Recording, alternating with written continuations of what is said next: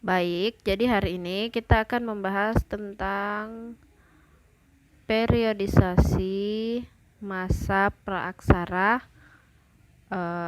volume 2 ya. Kan video pertama sudah ya di video sebelumnya. Nah, jadi hari ini kita akan langsung ke periodisasi yang kedua. Kalau yang sebelumnya kita membahas tentang periodisasi secara geologis, sekarang kita akan membahas tentang periodisasi secara arkeologis. Nah, apa sih periodisasi secara arkeologis? Periodisasi secara arkeologis itu didasarkan hasil temuan-temuan benda-benda peninggalan yang dihasilkan oleh manusia yang hidup pada masa praaksara. Berdasarkan penelitian terhadap benda-benda tersebut, masa praaksara dibedakan menjadi dua, yaitu satu, zaman batu, dan yang kedua adalah zaman logam. Oke, kita akan membahas tentang zaman batu.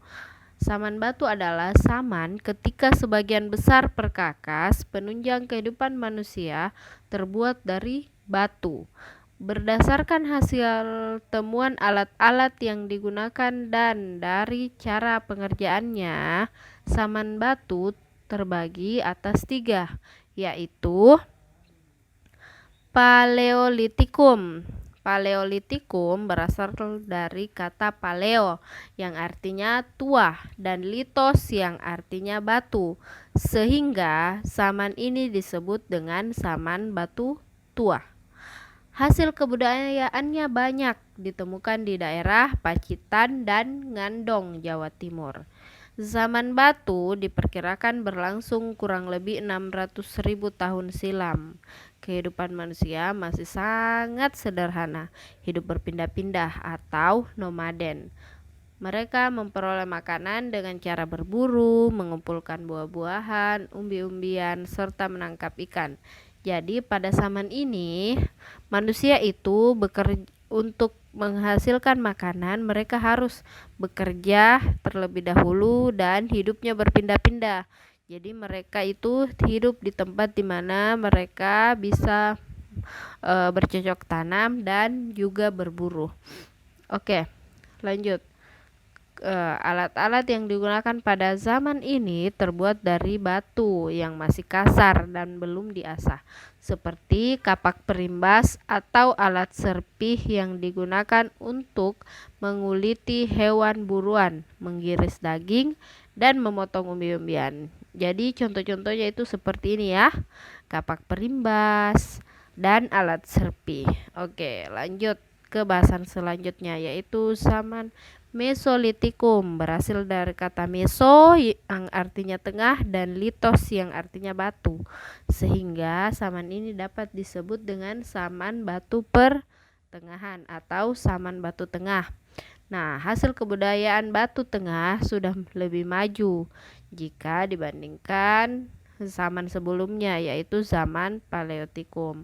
Nah, manusia pada zaman Mesolitikum sudah hidup menetap, tidak lagi pada sama seperti zaman Paleolitikum dengan berpindah-pindah. Nah, pada zaman ini manusia sudah hidup tetap atau tinggal di suatu daerah dengan tetap, sehingga kebudayaan yang menjadi ciri dari zaman ini adalah kebudayaan Kokenmodinger dan kebudayaan Abrissous-Roche. Abrissous-Roche artinya itu abris, tinggal, sous dalam, roche gua. Maksudnya adalah gua-gua yang dijadikan tempat tinggal manusia purba yang berfungsi sebagai tempat perlindungan dari cuaca dan binatang buas. Nah, yang ini ditampilkan adalah tempat tinggal manusia pada zaman Mesolitikum. Nah, lanjut zaman Neolitikum. Nah, zaman ini berasal dari kata neo yang artinya baru dan litos yang artinya batu. Jadi Neolitikum berarti zaman batu baru, di mana pada zaman itu terjadi perubahan mendasar pada kehidupan masyarakat praaksara. Mereka mulai hidup menetap dan mampu menghasilkan bahan makanan sendiri melalui kegiatan bercocok tanam. Hasil kebudayaan yang terkenal dari zaman ini adalah kapak persegi dan kapak lonjong. Nah, apa sih kapak persegi dan kapak lonjong? Seperti apa? Jadi, kapak persegi dan kapak lonjong itu ya, kalau kapak persegi dia berbentuk seperti persegi panjang, dan ada juga yang seperti trapesium ya. Kapak persegi ada yang berukuran besar, ada pula yang berukuran kecil. Kapak berukuran besar disebut dengan beliung dan fungsinya sebagai cangkul. Adapun yang ukuran kecil disebut dengan tarah atau tatah yang fungsinya sebagai alat pahat. Jadi dia itu seperti bentuknya seperti ini. Oke, lanjut ke kapak lonjong. Jadi karena namanya kapak lonjong, jadi dia itu bentuknya lonjong.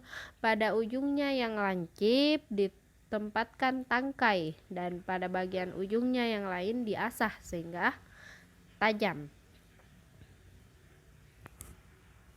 Kapak lonjong ada yang berukuran besar dan ada juga yang berukuran kecil.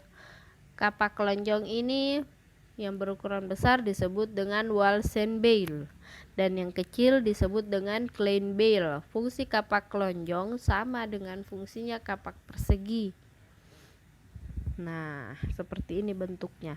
Lanjut, selain kapak persegi dan kapak lonjong, pada zaman Neolitikum juga terdapat barang-barang lain seperti perhiasan, gerabah, dan pakaian perhiasan yang banyak ditemukan terbuat dari batu dan kulit kerang. Jadi seperti ini ya.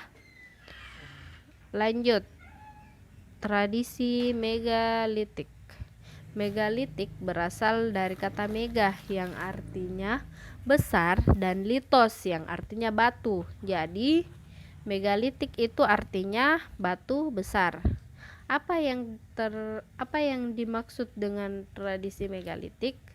Yaitu pendirian bangunan dari batu yang berukuran besar. Tradisi ini muncul pada zaman batu dan erat kaitannya dengan kepercayaan yang berkembang pada saat itu, yaitu pemujaan terhadap roh nenek moyang. Jenis-jenis bangunan megalitik adalah sebagai berikut.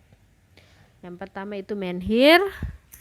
Nah, apa sih menhir? Nah, menhir itu bangunan berupa batu tegak atau tugu yang berfungsi sebagai tempat pemujaan roh nenek moyang. Selanjutnya adalah dolmen.